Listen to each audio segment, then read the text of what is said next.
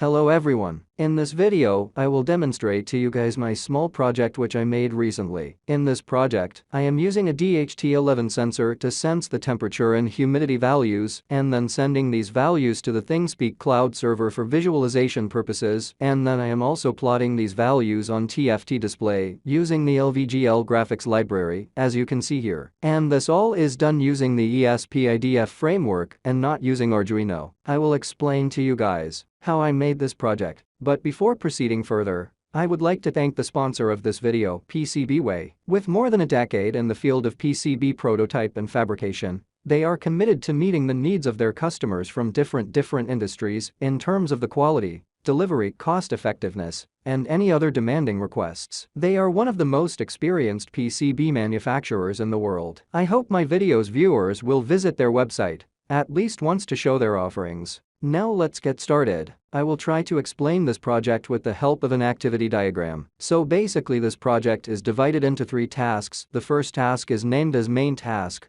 the other one is the graphical management task, and the last one is the thingspeak task. So when the microcontroller starts, as a first step it will try to connect with the Wi-Fi router so that it can get connected to the internet, and then if this connection is successful it will initialize the thingspeak software module, which in turn starts the thingspeak task. Next, we will initialize the DHT software module, and after this, we will initialize the graphical user interface manager. This software module does a lot of work, which includes initializing the ILI9341 display controller, initializing the XPT2046 touch controller, and then it also initializes the LVGL library and register the display drivers and input drivers, and finally, it creates a graphical task, which will handle all the graphical operations.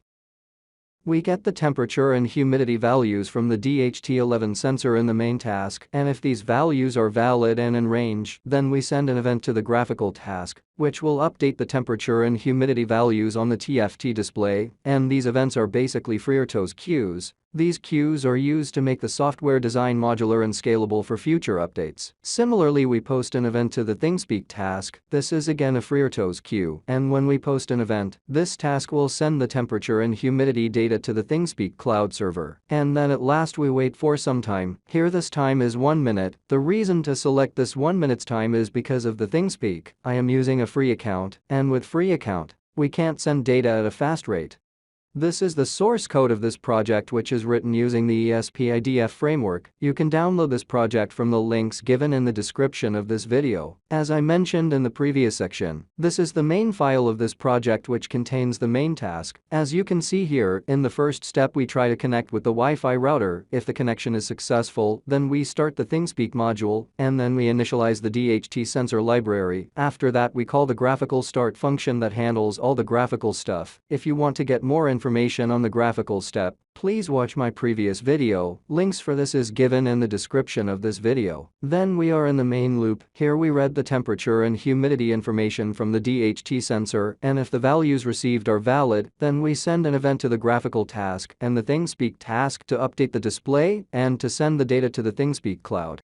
Now coming to the thingspeak task, here in this task we are waiting for an event, and once we receive an event the thingspeak task change its state from suspended to ready state depending upon the task priorities, and then we call the function thingspeak send temperature and humidity.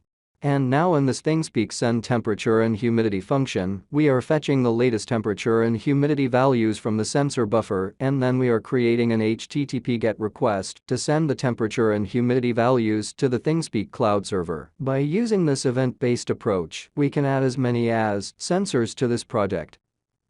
I have tested this project continuously for more than 1 day. As you can see on my thingspeak channel, I have more than 1,000 entries recorded. So, that's all from this video. In case you have any questions or comments, feel free to post them in the comment section. Thanks for watching. Don't forget to subscribe to this YouTube channel.